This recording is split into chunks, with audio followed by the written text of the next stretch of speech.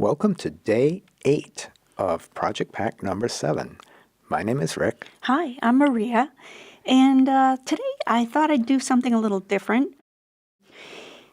We're going to do a version of Cadent on a square gray tile, and it's kind of a funky version of Cadent. It's almost like one little parcel of Cadent. Or one big parcel of Cadent. Right, standing alone as a focus piece.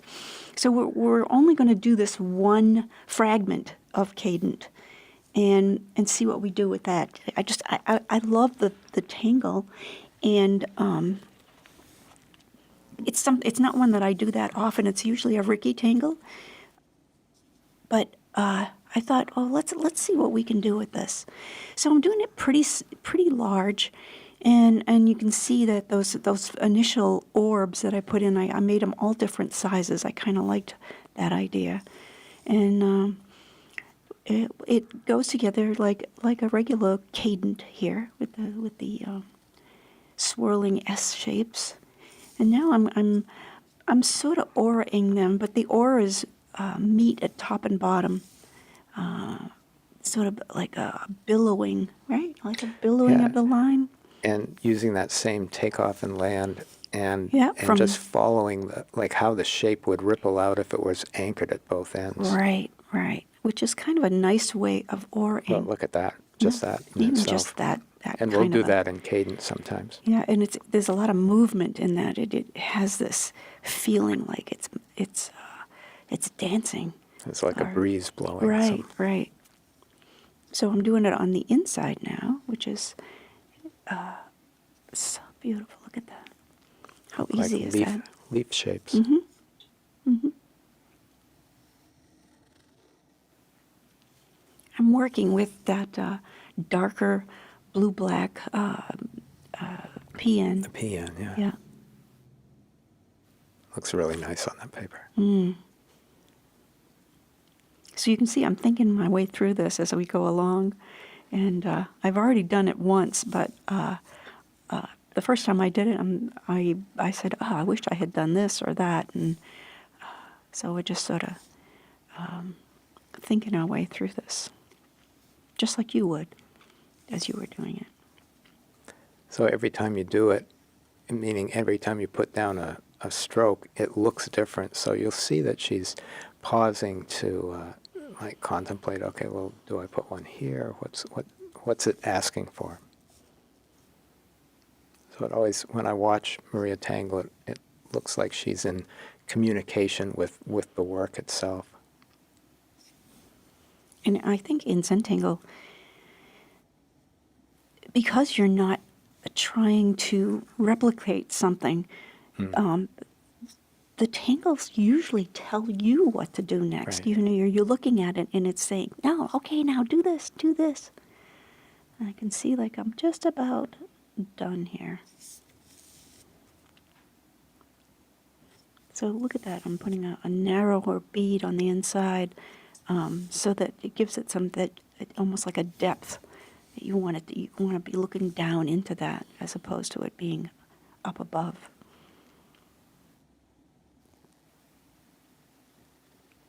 Oh, that's neat. So see how she wrapped all the way around that Cadent piece. So it's a little bit different than the other ones. I'm working. I'm trying to think what we could compare that to. Almost like a muka, like. It's unwinding. Yeah, I had to throw some muka in there. I get a little anxious if I don't have at least one.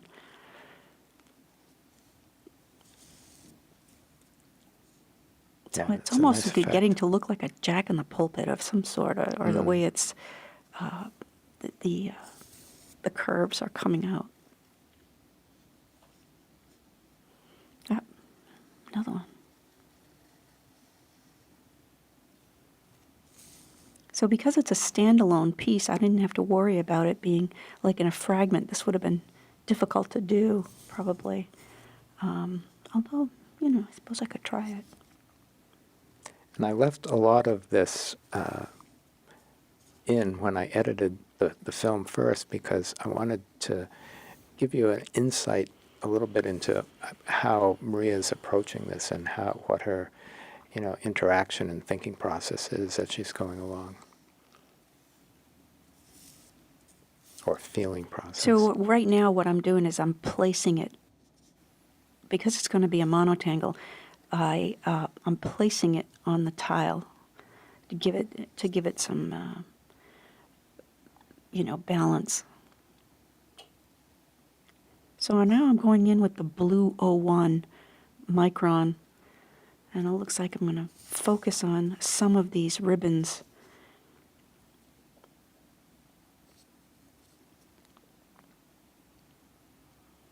So it looks like you're doing The original ones, first yeah. ones, yeah. So if you can remember what the first ribbons, where they were, that's what we're doing. We're working on all those right now. But if you miss it, it doesn't really matter. It really doesn't. There's no Tangle police that's gonna go up to you and say, Right. "Wah, wah, wah, wah, wah." It's so I mean, forgiving. like any work like this that we're doing together, the objective is not for you to duplicate exactly what anybody else has done, but to provide like a springboard to Let's just give you some ideas. ideas, yeah. and it will become part of your toolkit or not. And I'm keeping these fairly simple. I'm just taking a tangle and then making it into something else. But using all these techniques that we all know and love, we don't have to think about it too much. I love just adding beads and taking my time and kind of smushing them in there so that they feel like there's a tightness that's holding them in. And you'll notice that they actually go out over the line. So they're smushed together and they Like jewelry. redefine that line, right? Beautiful. And that blue is just popping out. It's going to be cool. Right, so she started with the center one and then went out to each edge. Oh, this is fun. So I'm just adding some detail, just like a little smiley face there on the sides, on each one of these beads.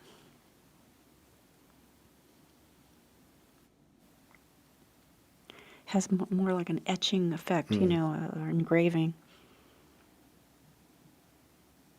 Oh, I'm going to go in another one. It's been so long since I've done this. I have to remember what I did. So again, we're going to put interior auras on the next ribbons going towards the center. And she rotates it every time. Rotates the tile every time. So adding some drama here, some nice deep dark color. You always, well, I hate to say always, but it's good to have some intense color in your composition. It seems to balance well with the fine lines that Zentangle is all about.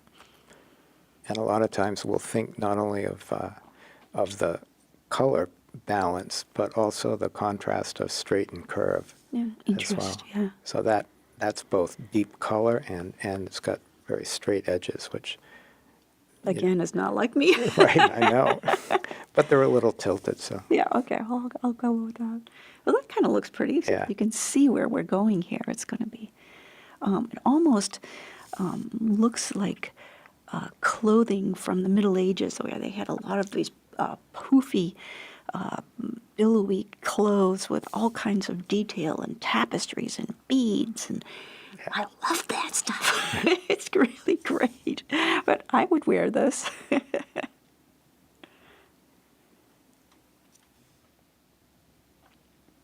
All I can think of is those pantaloons that the jokers or Right. jesters, court jesters, wore. So I'm putting some little pinstripes, kind of neat. Just a detail that's easy, but because you put two together as opposed to the same metering.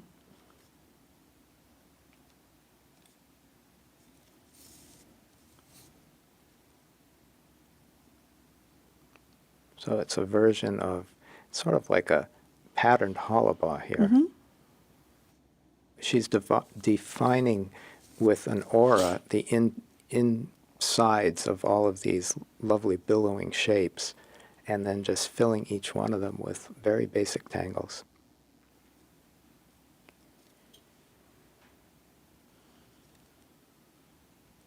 So I've got tipple, then a slice of slanted Knightsbridge, and then some hollow bar there. Well, it could be that other tangle, not the striping thing that Molly does all the time. What's the Right. name of that? Vega? Is it That's Vega? the one I was trying to remember. But Yeah.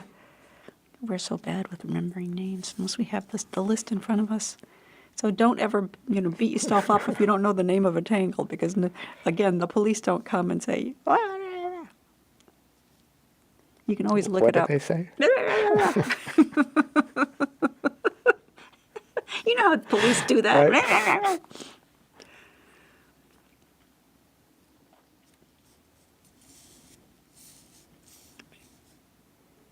I love how they're not the same number on every side.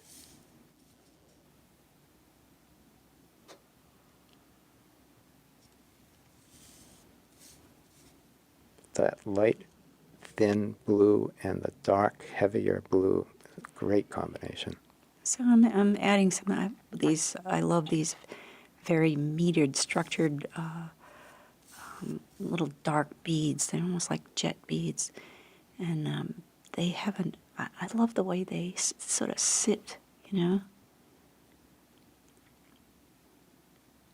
you don't even need to color the behind, It Right. just sort of does it on its own.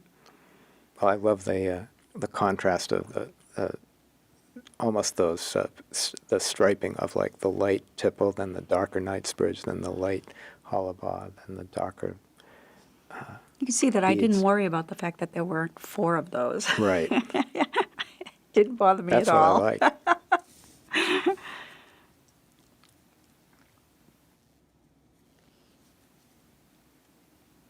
So what are we doing here?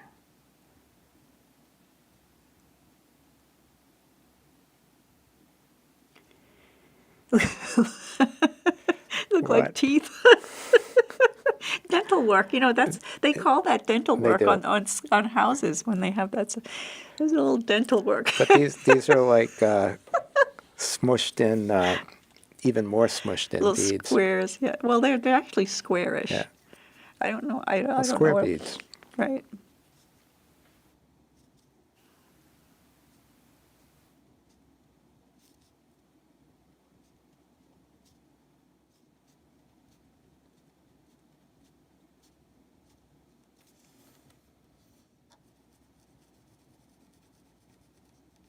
Oh, so now, this is the gold jelly roll, and I'm just adding in a nice bold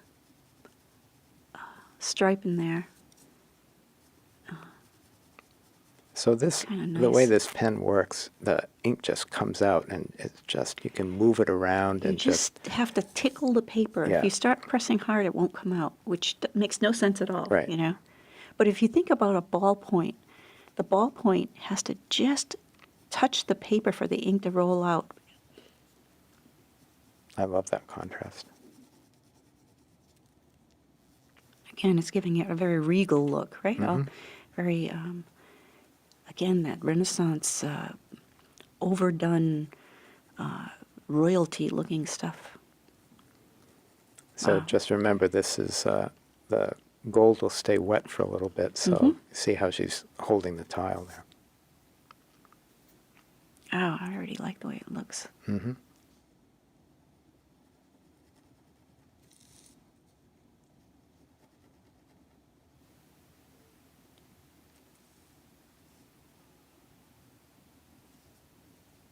And just turning the tile so you can see where you're going, and And your hand doesn't get onto the wet stuff. right.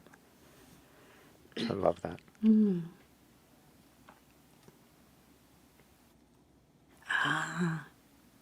So go in and do. It's a great contrast. So I'm putting some gold between those checkers or the Knightsbridgey stuff, just for something different, unexpected, right? unexpected, but when you see it, it's like, oh, what a great plan. And a lot of tiles come together like that because they're not planned, and it just looks so organic with itself because it grew in that very organic way.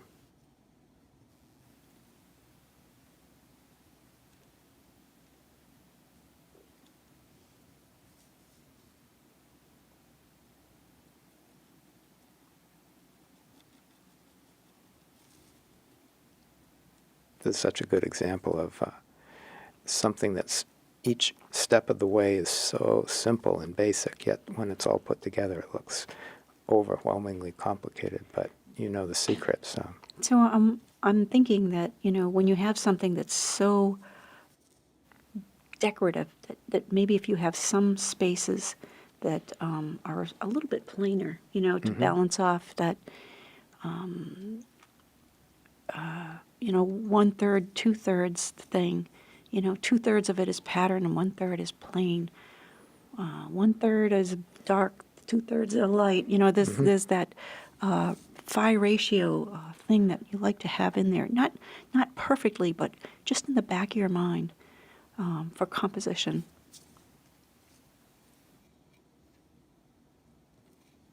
It's a little close-up aura-ing.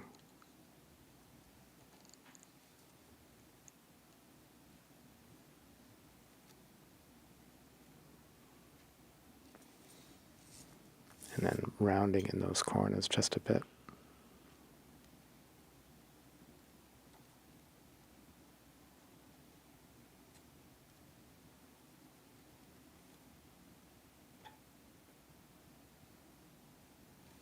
Nice. It just sets it off from the background of the tile.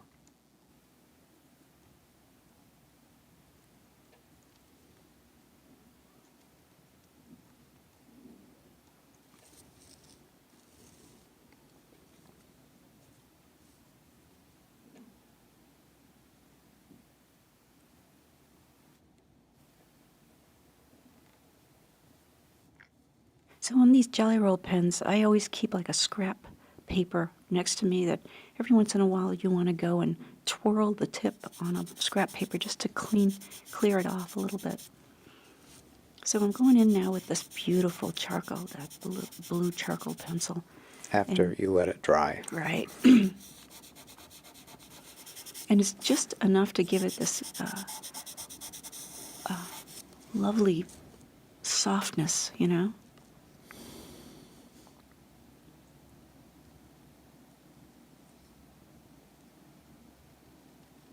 Oh, afterthought, right?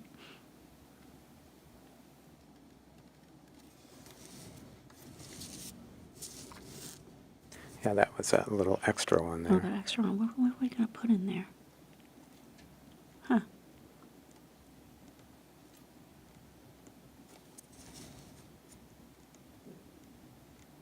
The KISS method, right? Keep it simple. Silly. Silly. That's good.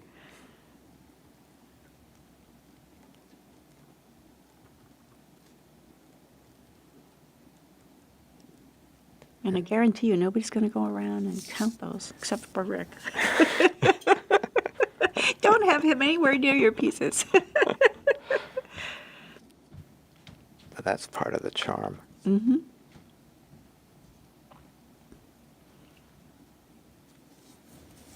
And there's nothing wrong with being exact, too. It's just, even if I tried to be precise, I just don't think I could pull it off.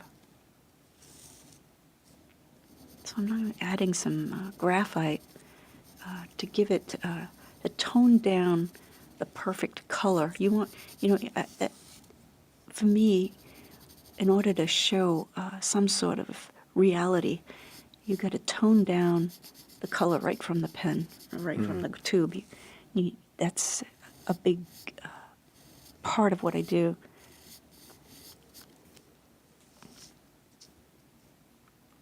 So I'm spinning some graphite off of these orbs.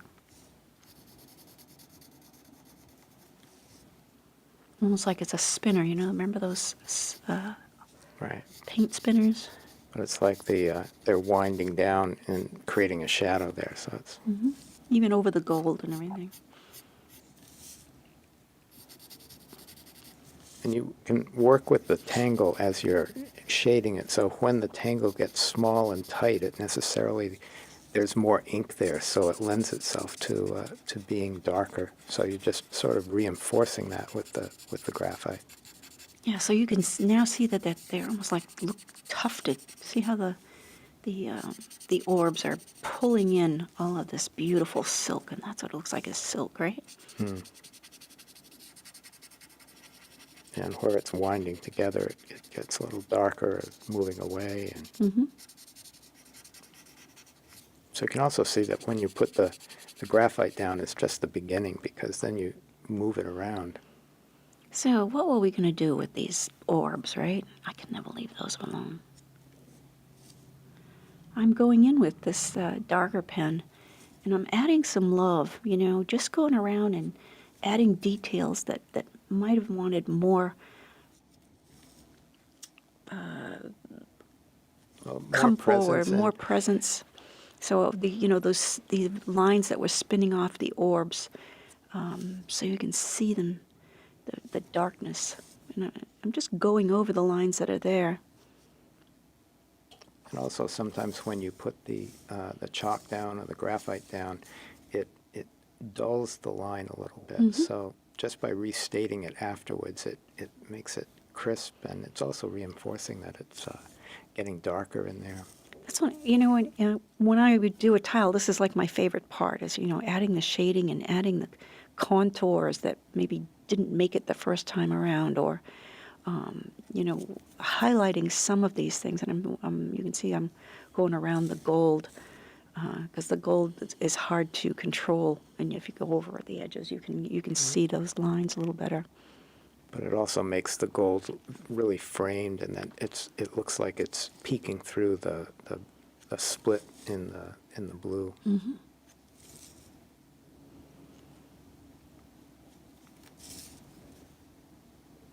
it really gives depth. And this is fun. This is, you're playing. You don't have to really think about it or anything. It's already there.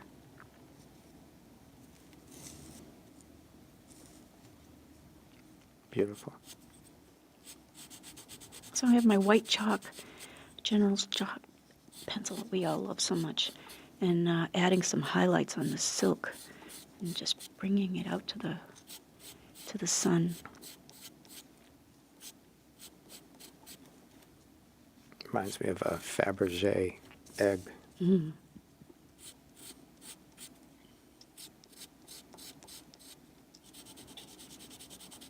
Can't wait to see what everybody does with these Right. little prompts, right? Well, a lot of these project packs are just full of ideas that you can use and cross-pollinate all sorts of other things that you're working Yeah, on. there might be one little thing in here that you just absolutely love, and then you add that to your tile, as opposed to, doing the whole thing exactly the same. Or you could do the whole thing exactly the same. It's a great exercise. Like being part of a class, Or repeating an experiment that's already been done, and you learn something from it more than just reading about it. So I kind of just glide my tortilla over that to get the excess of the white, just to be able to kind of move it over, soften it.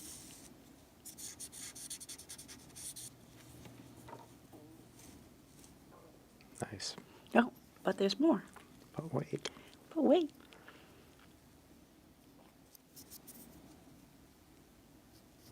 So I got my graphite pencil, and I'm going to kind of give these orbs that have just been ignored this whole time, and see what we do with this. I hope I don't screw it up.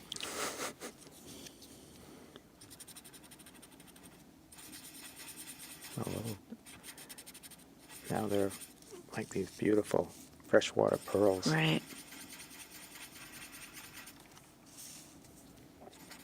Not.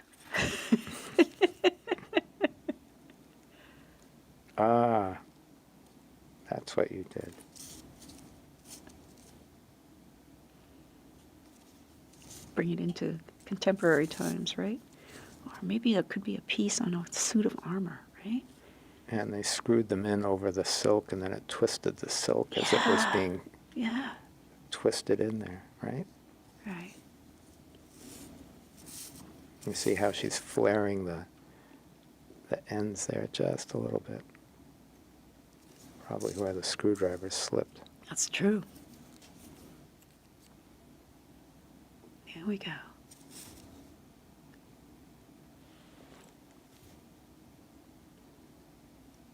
That was fun. All in a night's work. Bada boom. Bada boom. Have fun. So, Oh, I did want to show you yeah. my first version too, so you can see what I did here and what I made changes in. so after your chop, you sign your tile and keep it, look at it later, get inspiration from it, hold it, turn it this way and that, hold it at arm's length, and you always see something different at a different perspective, both in physical distance and time distance. So you can see the first one I did, it has a different character altogether. And it's not that one is better than the other. They just sort of morphed. And one inspired the other. Right. So we look forward to what you do, and please post it on the app, and comment and subscribe and do all those YouTube-y things. And we look forward to seeing you tomorrow. See you later. Bye now. Bye.